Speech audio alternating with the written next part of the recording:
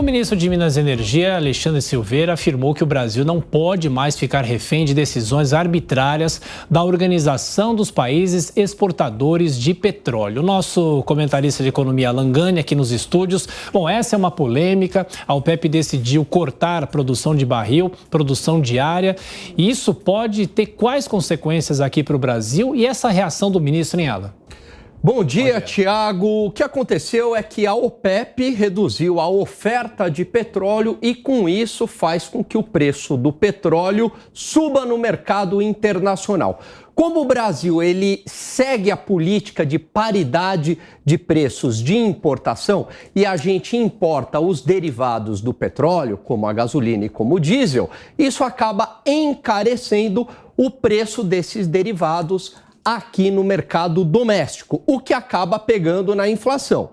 Aí o ministro faz uma sinalização bastante ruim, que significa que ele quer acabar com essa política de paridade de preços de importação. O problema é que a gente já viu essa fórmula no passado e ela não deu certo. Por quê? Porque ela trouxe prejuízos à Petrobras, menores lucros, o valor de mercado da empresa caiu e trouxe prejuízo aos cofres públicos. Significa que esse prejuízo ao Tesouro Nacional, na verdade, é pago por nós. E aí, no final das contas, a Petrobras teve que reajustar os preços novamente. Então, não é uma boa fórmula, Tiago. A gente teria que lidar com essa situação de uma maneira diferente. Sim, agora, antes de passar para o Capês aqui, uma única dúvida. Esse corte é muito grande? Esse corte vai ter, sim, impacto aqui no preço no Brasil e em outras partes do mundo? Então, o efeito lá na ponta, né, no posto de gasolina, por exemplo, ele ainda é bastante incerto. Porque ele depende do quanto que a atividade econômica vai conseguir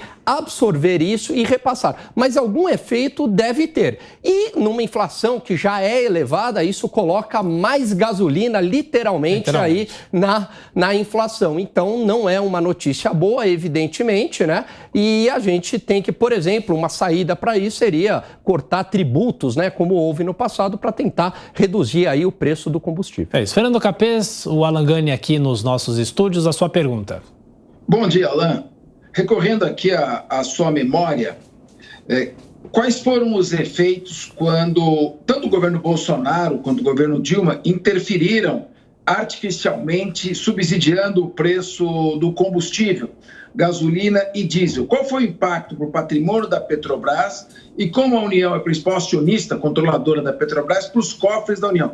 Qual seria a consequência da quebra da paridade, o que significaria um subsídio, o governo colocar dinheiro ou interferir artificialmente para controlar o preço do combustível? Benefícios e malefícios de acordo com as experiências anteriores. Bom dia, Capês. O que acontece é que, por exemplo, a gasolina ela deveria ser vendida a um preço maior. Só que a Petrobras, por interferência do governo, ela praticaria um preço abaixo do preço de mercado. Então, essa diferença, quem é que está pagando essa conta no final das contas, né? Porque a Petrobras estaria tendo um lucro menor. No final das contas, é o próprio Tesouro Nacional. Então, a gente não está pagando via preço, mas a gente está pagando de alguma maneira via impostos. A gente só não está vendo isso. Então, essa seria um primeiro efeito. Um outro efeito é a perda de valor de mercado da empresa. A empresa passa a valer menos. E numa situação dessa, ela tem mais dificuldade de se capitalizar, de aumentar os seus investimentos. E quem é que vai acabar tendo que colocar dinheiro na Petrobras? O Estado, mas o Estado somos nós, né? Nós, o dinheiro do Tesouro, na verdade, é o dinheiro da sociedade. Então, no final das contas, quem vai acabar pagando a conta, né, dessa interferência de preço é a própria sociedade. Então, uma medida, muitas vezes, populista, que aparentemente traz um benefício para a população a curto prazo, mas a médio e longo prazo não se sustenta e acaba trazendo prejuízos aos cofres públicos e prejudicando a própria sociedade brasileira. Sua pergunta agora, Amanda Klein. Alan, e na sua avaliação, isso também pode atrapalhar os planos dos bancos centrais, por exemplo, do Fed americano, que gostaria de talvez mais uma pequena elevação na taxa de juros, mas já apontando para encerrar esse ciclo de alta monetária, com mais esse reajuste do preço dos combustíveis, que obviamente repercute na inflação, jogar mais lenha na fogueira e atrapalhar os planos dos bancos centrais de interromper esse ciclo de alta de juros? Bom dia, Banda. Boa pergunta, né? O que acontece é que quando há um aumento do preço do petróleo, é um aumento que a gente fala que é um choque de oferta, é um aumento de custo. Só que isso pode ser repassado ao longo da cadeia produtiva, ser disseminado essa alta. E toda essa alta disseminada vai depender do quanto que a atividade econômica, do quanto que as empresas vão conseguir absorver e repassar. Se a economia está aquecida, significa que elas vão conseguir repassar essa alta. Aí o que acontece, né?